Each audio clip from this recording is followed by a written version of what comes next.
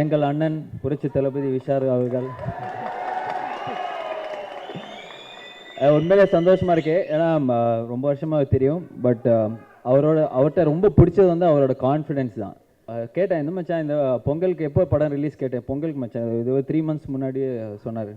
இப்போ நான் வந்து ஏன்னா நிறைய பெரிய படம் வருது, பரவாயில்லையா எவனாக இருந்தாலும் வெட்டுவேன் அப்படின்னாரு. ஸோ அது வந்து ரொம்ப இன்னைக்கு பாருங்க, பொங்கல் ரிலீஸ் சொல்லிட்டு எல்லாம் வேஸ்ட்டு கட்டிட்டு வந்துருக்கேன். ஏற்கனவே ரெடி ஆகிட்டாங்க, மாற்றமே கிடையாது. ஸோ அதே மாதிரி ஹன்சிகா ஆக்சுவலாக மீகாமன் படம் ஷூட் பண்ணும்போது தான் இந்த படம் கமிட் பண்ணாங்க.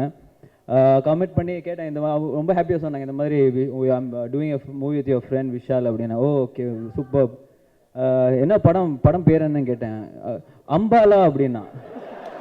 அம்பாலாவா? நான் கூட ரொம்ப யோசிச்சு பார்த்தேன், என்னடா இது அம்பாலா ஏதோ ஊர் பேர் வச்சிருக்காங்க போல இருக்கு அப்படின்னு சொல்லிட்டு விஷால் கால் பண்ணி கேட்டேன், என்ன மச்சான் படம் டைட்டில் என்ன? ஆம்பளை மச்சான் அப்படின்னா. ஓ அதான் அதுதான் வந்து அம்பாலான்னு சொல்லிட்டு இருந்தாங்க. பட் அவங்களோட டெடிக்கேஷன், அவங்களோட இதுதான் வந்து 5 வயசுலேருந்து நடிச்சிட்டு இருக்காங்க. எனக்கு தெரிஞ்சு வந்து 5 வயசுலேருந்து நடிச்சிட்டு இருக்காங்க. ஸோ அவங்களோட டெடிக்கேஷன், அந்த ஒரு ஹார்ட் ஒர்க் தான் she's come up so well.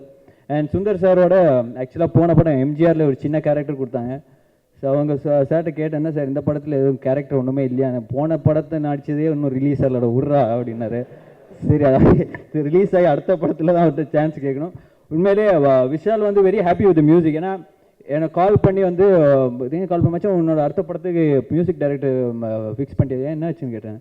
இல்லை ஹிப்ஹாப் தாளம் வந்து செம்மையாக போடுறாரு, வெரி ஹாப்பி மச்சான், அடுத்த படத்தில் கண்டிப்பாக நீ அவனை தான் சைன் பண்ணோம், செம்மையாக கலக்கிட்டு இருக்கான்னு ரொம்ப ஹாப்பியாக ப்ரௌடாக சொன்னார். Very happy for you brother, all the best. அதே மாதிரி இந்த படம் வந்து ஐ எம் ஷுர் பொங்கலுக்கு பெரிய படமாக இருக்கும், பெரிய சக்ஸஸாக இருக்கும். All the best. தேங்க்யூ.